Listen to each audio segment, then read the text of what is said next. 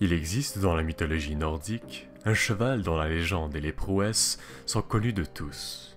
Un vaste étalon fougueux, plus rapide, plus fort et plus sage que tous les autres chevaux.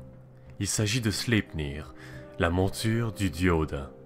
Sleipnir est un cheval à 8 jambes qui servait de monture pour plusieurs dieux nordiques, mais plus particulièrement au roi des dieux, Odin. La première fois qu'il fut mentionné, c'était dans l'Edda de Snorri, au XIIIe siècle de notre ère. L'histoire à l'origine de la naissance de Sleipnir est assez particulière. La légende raconte qu'au tout début, il y avait un étalon magique nommé Svadilfari. Il appartenait à un géant maître bâtisseur au nom de Hrimthurse. Un jour, le géant décida de se rendre à Asgard sur le dos de Svadilfari. Pendant ce temps, les dieux As prévoyaient ériger un mur tout autour d'Asgard pour assurer la défense de leur monde. Lorsque le géant arriva à Asgard, il fut volontaire pour construire le mur pour les dieux. Il affirma être capable de finir la tâche en 3 hivers, mais qu'en retour, les dieux As lui donnent la déesse Freya pour qu'il puisse la marier.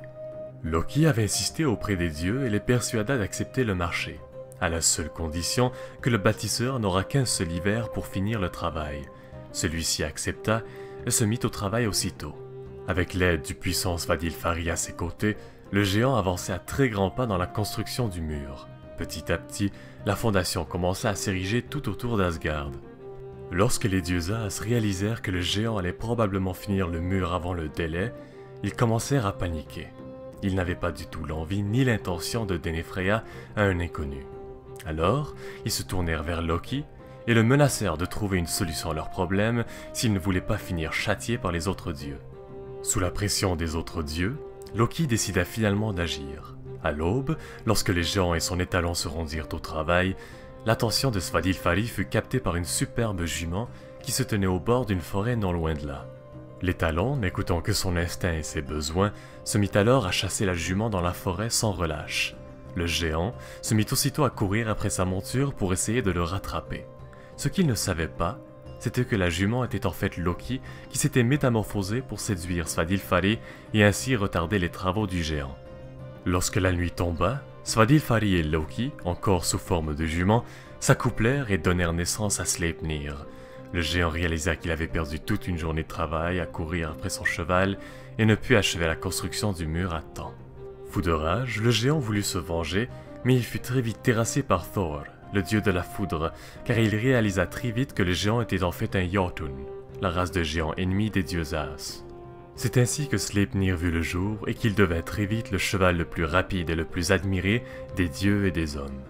On raconte que Sleipnir était capable de courir à une vitesse phénoménale autant sur la terre que sur l'eau et l'air.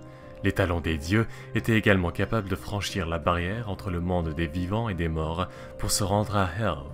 Il faisait également partie des 5 animaux spirituels du dieu Odin, au même titre que Hugin et Munin, les corbeaux messagers du dieu, et de Geri et Freki, les loups fidèles de celui-ci. Selon la prophétie, lorsque viendra le Ragnarok, la fin du monde dans la mythologie nordique, Odin chargera l'ennemi sur son fidèle destrier, Sleipnir, et c'est là qu'Odin perdra la vie, dévoré par le loup géant, Fenrir, une autre créature engendrée par Loki. Alors voilà, c'est tout pour aujourd'hui, merci tout le monde d'avoir visionné la vidéo. Si elle vous a plu, n'hésitez pas à partager la vidéo, et puis si vous voulez voir davantage de vidéos sur la mythologie, vous pouvez également vous abonner à la chaîne. Merci encore, et à bientôt.